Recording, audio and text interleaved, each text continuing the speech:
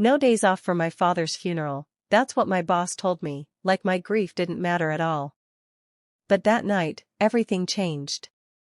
Stick with me while I share my story, and if it touches you, don't forget to support our channel by hitting that subscribe button, dropping a like, and sharing it with the people you care about. My name is Lenny Ward, and my father, Marlon Ward, passed away suddenly. He was my hero, my rock, and losing him felt like losing a part of myself. I called my job to tell them I needed a few days off for the funeral. But Gideon Cross, my boss, didn't care. He told me I had no right to take time off and threatened to fire me if I didn't come in. I felt my chest tighten. How could someone be so cruel? I sat in my car, staring at the office building, fighting back tears. Inside, people were just moving on, working as if grief was a choice. The world felt cold, and I felt alone. That day, I made a silent promise to myself. I would not let Gideon's cruelty go unanswered. I would find a way to make him pay for the disrespect, for dismissing my pain, and for underestimating me. I didn't know yet how it would happen, but I knew I had to be smart. Quietly, I began noticing everything about him, his habits, his weaknesses, the ways he mistreated people. Every cruel word he spoke fueled a fire inside me. And that night, I started the first step of my plan. It was just the beginning, but I could feel it. Gideon Cross would learn that no one can disrespect me without consequences. The morning after my father's funeral, I dragged myself into the office, every step heavier than the last. My body ached, my heart ached, and my mind was foggy with grief. I thought maybe the world could wait, but Gideon Cross made it clear it would not. The moment I stepped into the conference room, he singled me out. In front of everyone, he sneered and mocked me for being weak and distracted. Colleagues whispered, some laughed, and others looked away. I felt a sharp sting in my chest, not just from his words, but from the emptiness around me. No one stepped up. No one defended me. Among the crowd, one pair of eyes caught mine, Rafe Lyon, a quiet, thoughtful coworker. He didn't speak, but the look he gave me was enough. He noticed. He understood. It was a small comfort in the sea of indifference. As Gideon continued, I forced myself to stay calm. Anger started to replace the shock and sadness, a cold, burning focus. I began paying attention, every smirk, every careless comment, every small arrogance. I memorized his routines, the way he underestimated others, the way he believed no one could touch him. By the time the morning dragged into afternoon, I was forming a plan in my mind. My grief had shifted into something else, a quiet, careful resolve. I would not let him humiliate me again. I would not let him think he was untouchable. For the first time since losing my father, I felt a strange clarity. Every betrayal he showed me only made my determination stronger. The office walls that had felt suffocating minutes ago now felt like a stage where my patience and cunning would one day be the final act. Back at my apartment, the quiet was suffocating. I couldn't escape the emptiness, but then I noticed a small, worn box tucked in the corner of my father's desk. Curiosity overpowered my fatigue, and I opened it. Inside were letters, journals, and old documents my father had kept hidden from everyone. I began reading, and my heart shifted. Between the pages, I found glimpses of things I never knew, investments he had quietly managed, properties he had bought for me, and notes about money he wanted me to have one day. My father had planned for my future, even if he wasn't there to explain it himself. The grief that had clouded my mind started to transform. I felt a spark I hadn't felt since before his passing, possibility. His careful words, his foresight, reminded me that I wasn't powerless. I could take control, not just of my life, but of the injustices that surrounded me. Sitting on the edge of the couch, I flipped through each letter carefully. Every line gave me strength. Every secret he had left me was a tool, a key to reclaiming something more than just material security. It was a chance to prove to myself, and to Gideon, that I could stand tall despite everything he had tried to take from me. By the time the sun began to set, I had a plan forming in my mind. Not yet complete, but enough to guide me. I would act with precision, using what I had discovered to rebuild and protect myself. For the first time since losing my father, I felt more than sorrow, I felt empowerment. I knew the journey ahead would be difficult, but the fire inside me had grown. My father's legacy wasn't just wealth, it was the strength he had quietly given me. And I was ready to use it. The next morning, I returned to the office with a sense of purpose I hadn't felt before. As I passed Gideon's office, I noticed the door slightly ajar. Voices drifted out. I paused, careful not to be seen. Through the crack, I heard him speaking with one of the company's investors. His words were sharp, selfish, and cold. He planned to sell confidential client information to the highest bidder. Years of loyalty from employees meant nothing to him. Every trust, every hard day, every quiet effort we had put in, it was all a tool for his gain. I sank against the wall, anger replacing the sadness that had weighed on me for so long. This wasn't just about me. His betrayal reached far beyond personal cruelty, it threatened everyone who had believed in him. The image of all the people who had devoted themselves to the company flashed through my mind. And I realized I couldn't stay silent. Something inside me clicked. The fire I had felt when discovering my father's letters now grew hotter. I would not only stand up for myself, but I would also hold him accountable for what he was willing to destroy. Quietly, I vowed to gather evidence, to document every move, every lie, every scheme. I left the hallway with steady steps, hiding the storm building inside me. Gideon had underestimated me, as he did everyone else. But I had clarity now. I understood the depth of his ruthlessness, and I knew exactly what I needed to do. That moment shifted everything. The betrayal I had experienced personally now connected with a larger injustice. I would expose him. I would reclaim what was rightfully protected. And I would make sure he could never harm anyone else the way he had tried to harm me. After what I had overheard, I knew I couldn't take on Gideon alone. I needed allies, people who understood him, who had seen the cracks behind his polished facade. The first person I approached was Reigniting, the quiet colleague who had noticed my struggle earlier. I found him in the break room, alone, quietly sipping his coffee.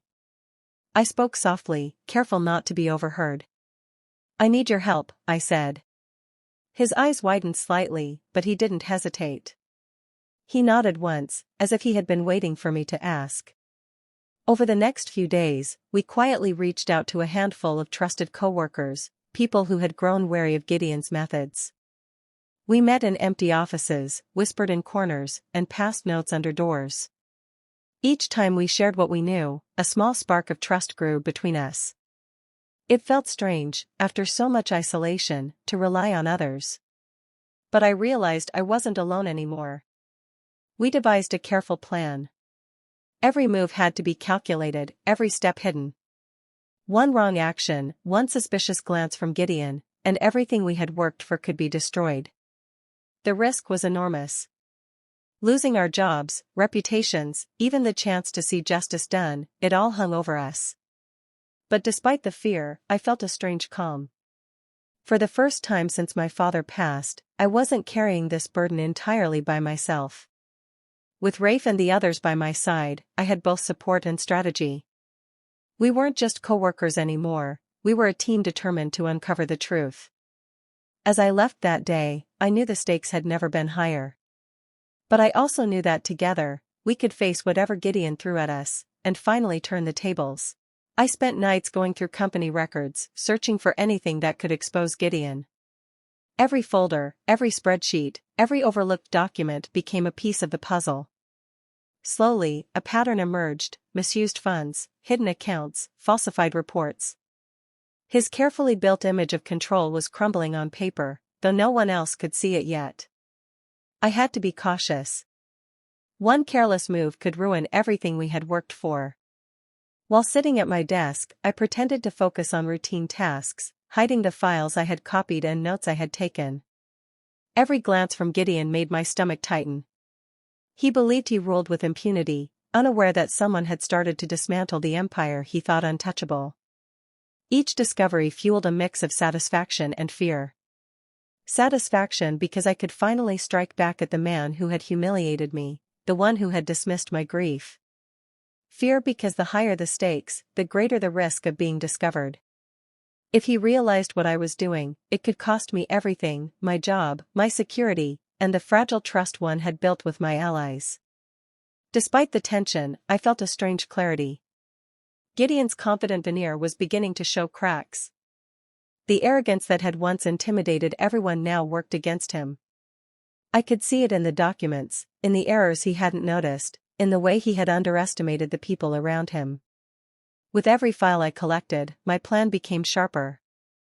I wasn't just taking notes or saving evidence, I was preparing a decisive move. One day soon, all the humiliation he had caused would return to him tenfold. And when that day came, there would be no excuses, no deflections, only the truth exposing him for what he really was. That afternoon, I watched Gideon erupt over a small error made by Claire, a co-worker who had only misplaced a single file. His voice was sharp, cutting through the office like a knife. He berated her in front of everyone, humiliating her until she could barely speak. I felt a chill run down my spine. If he could crush someone for something so minor, what would he do if he ever suspected me? My chest tightened, and doubt crept in. Was I biting off more than I could handle?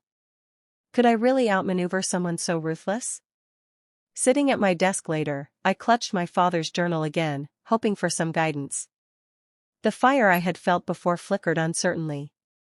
I thought about all the risks, losing my job, losing the fragile trust one had built with my allies, even losing the chance to see justice done.